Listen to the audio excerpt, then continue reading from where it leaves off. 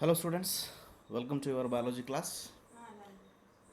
This is the chapter Animal Kingdom, what we are discussing here. So in your previous classes, we have completed the phylum Arthropoda. Now we continue the next phylum, that is the molluscans. The molluscan is the second largest phylum in the animal kingdom.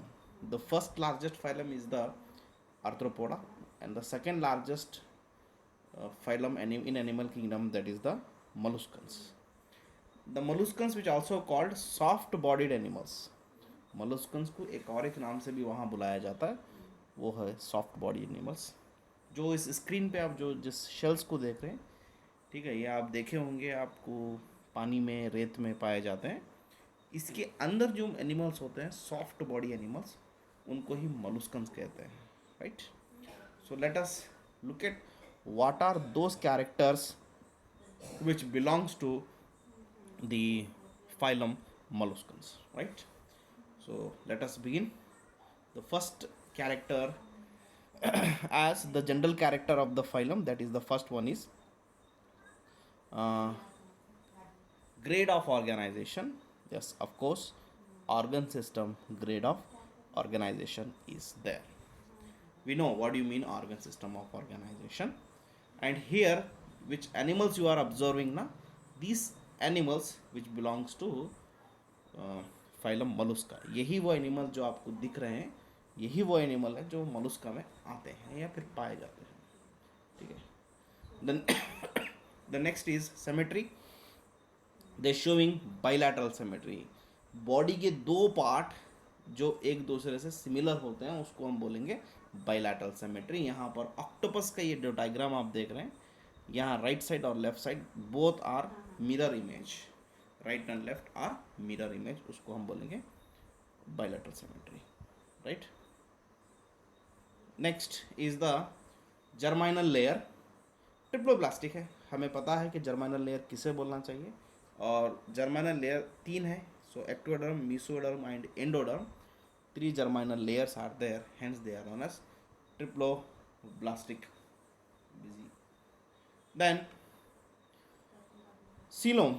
Coelom is nothing but body cavity, and these are such animals which are uh, which are which are having the true coelom space in the body, right? So hence they are true coelom present in the body. Next,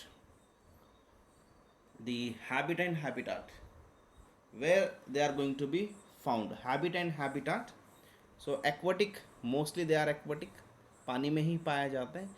and few are terrestrial, जैसे कि आप यहाँ देखें snail है, ये ज़मीन पे है, लैंड पे है. और रिमेनिंग एनिमल्स आपको पानी में दिखे, ये पानी में है और ये एक एनिमल टेरेस्ट्रियल ज़मीन पे भी पाया जाता है. सो मोलस्कन्स वो एनिमल्स है जो एक्वाटिक और एज वेल एज टेरेस्ट्रियल दोनों जगह पाए जाते हैं. Next is that is the digestive system. इनका डाइजेस्टिव सिस्टम है कंप्लीट. और कंप्लीट डाइजेशन किसे कहते हैं ये हम अच्छी तरह से जानते हैं. जिसके पास दो ओपनिंग हो, एक माउथ और दूसरा एनस. ये एक डायग्राम है, ठीक है, आपको ड्रॉ नहीं करना है. इस साइड ओपनिंग क्या है, माउथ है, और इस साइड ओपनिंग क्या है, एनस है. यानी कि यहाँ से फूड जाता है, यहाँ डाइजेस्टिव सिस्टम में डाइजेस्ट होता है. जो अनडाइजेस्टेड फूड होता है इस ओपनिंग के through outside of the body. Right. So hence इसको हम बोलेंगे complete digestive system. Okay. Now respiration, अगर ये पानी में है, एक्वाटिक है, तो उसके पास गिल्स होते हैं. अगर ये टेरिस्टेरियल है तो उसके पास पल्मोनरी सैक्स होते हैं. Pulmonary A part of lungs के जैसा होता है. तो अगर ये ज़मीन पे पाया जाता है तो वहाँ पल्मोनरी सैक्स पाए जाते हैं. अगर वो पानी में होता है तो गिल्स होते हैं उसके पास. ठीक है. Circulation system, blood movement in the body, वो ओपन टाइप है. ओपन टाइप यानी कि blood pumped out the heart से होता है. हार्ट से ही ब्लड बाहर आता है लेकिन किसी बॉडी के स्पेस में चला जाता. It is open out in the body, hence it is open type. अब जैसे कि दूसरे एनिमल्स में क्लोज है. क्लोज इसलिए है कि blood remain in the blood vessels, तब उसको हमें क्लोज बोलना चाहिए। अगर वो हमारी बॉडी कैविटी में ओपन हो रहा है तो उसे हम ओपन सिस्टम बोलना चाहिए, right. Then regarding the reproduction का कैरेक्टर डाइशियस। डाइशियस की मीनिंग ही होते हैं सेक्सेस आर सेपरेट, यानी कि मेल अलग है इनका, फीमेल अलग है, both the sex individual are different. Viviparous है ये, यानी कि वोविपैरस यानी कि एग लेंगे, अंडे देते हैं, ठीक है।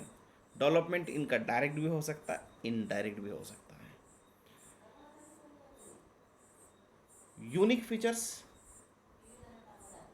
द यूनिक फीचर्स इनके होते हैं, in the unique features body has divided into head, visceral mass, ठीक है, muscular foot. They are 3 types of their body division. उनकी बॉडी के 3 हिस्से होते हैं। एक जो होता है हेड, और जो मेन सेंटर की बॉडी होती है उसको विजरल हम्प या विजरल मास भी कहते हैं, और एक मस्कुलर फूट भी होता है। जैसे कि आप देख रहे होंगे यहाँ पर, you can found the head, ये एंटायर यहाँ से लेके यहाँ तक जो पार्ट है जिसको हम विजरल मास या फिर विजरल हम्प भी कहते हैं, ठीक है, जिसके ऊपर कवर किया गया होता है शल। और एक मस्कुलर, ये जो कंप्लीट आप देख रहे हैं मस्कुलर फूट होता है। Okay, now next unique feature इनका ये है, head has sensory tentacles and calcareous shell. इनके हेड के पास यहाँ आप देख रहे हैं टेंटिकल्स होते हैं, sensory tentacles. They sense the surrounding, they sense the food, they sense the enemies, they sense the environmental changes. और इनके बॉडी पे the external layer E body is covered by A calcareous made, calcium से बना shell होता है इनके पास, ठीक है। ये इनका यूनिक फीचर है।